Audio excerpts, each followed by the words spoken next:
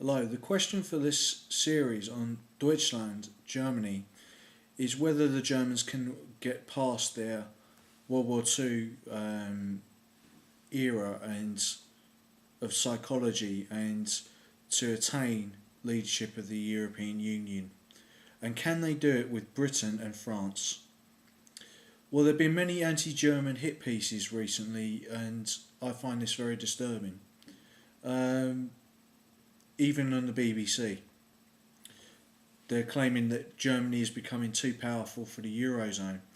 Well, surprisingly, this is not a viewpoint shared by the Americans, as they would like Germany to stand tall, and they need someone to be a leader in Europe.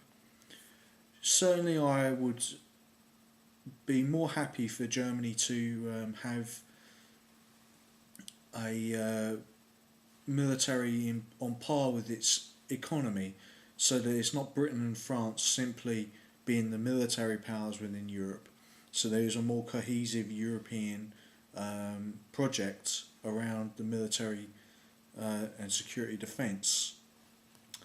But let's take a look at an interesting article from the Economist, and I'll give my analysis at the end of the video.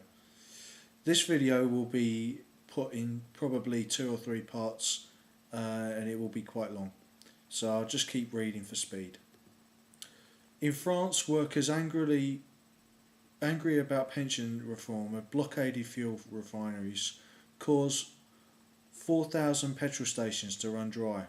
The Netherlands, which is an artifice between the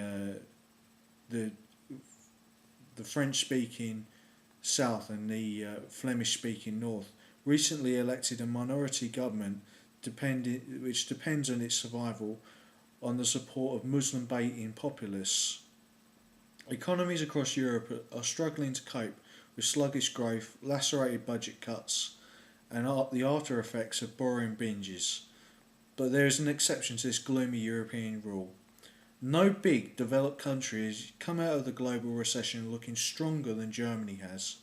The economic minister, Rainer Brundery, boasted of an Excel upswing.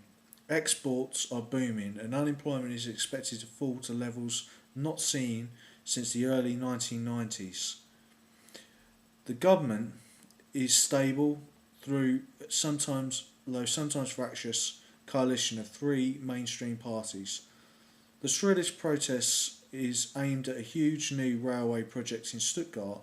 Amid the truculence and turmoil around it, Germany appears to be an oasis of tranquility. To many of its friends and neighbours, though, the paragon is a disappointment. Its sharp-elbowed behaviour during the near collapse of the euro earlier this year heightened concerns about Germany's role in the world. They have been stirred up ever since unification 20 years ago.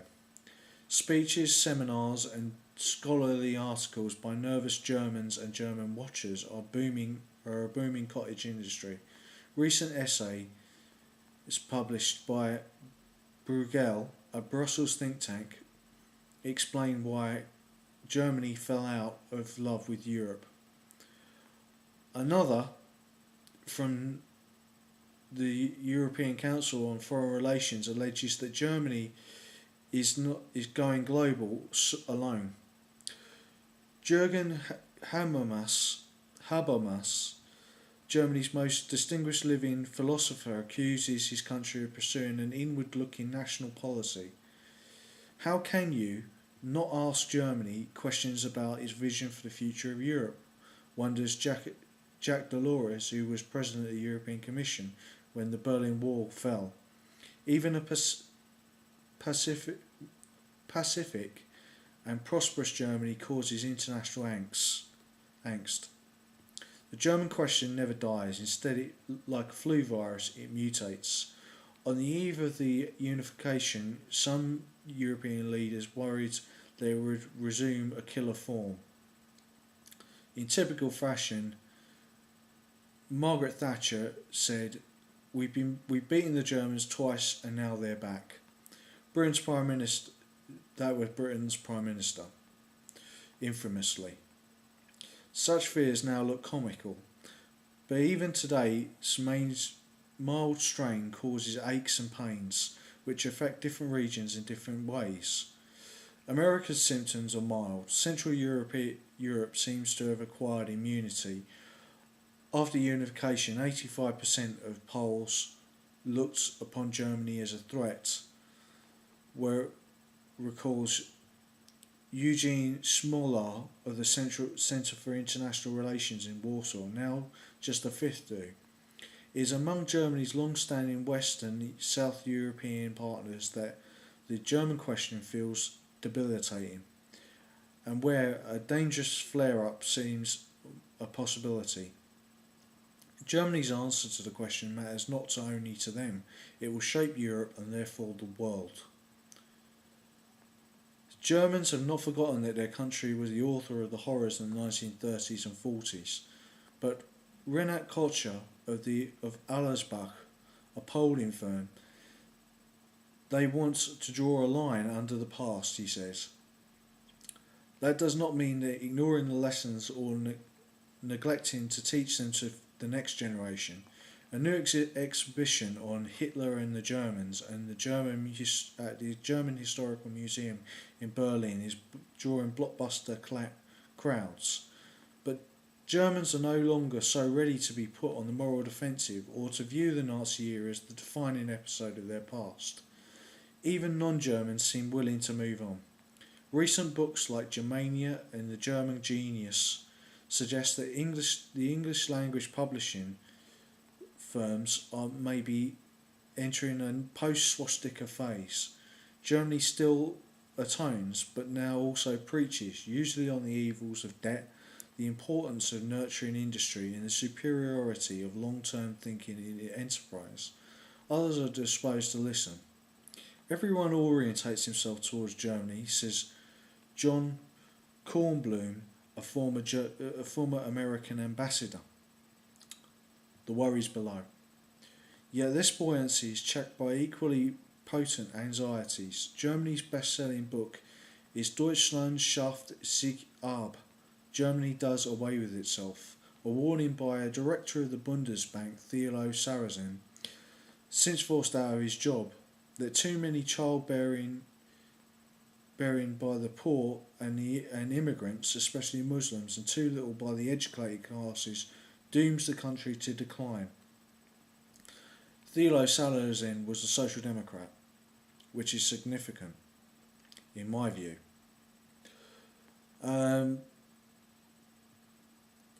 book's popularity has shaken Germany. The xenophobic parties play little role in politics, but the resentment that they feed that feeds their popularity elsewhere are just as potent. A third of Germans think the country is overrun by foreigners, or outlanders as the Germans call them, according to a newly published poll.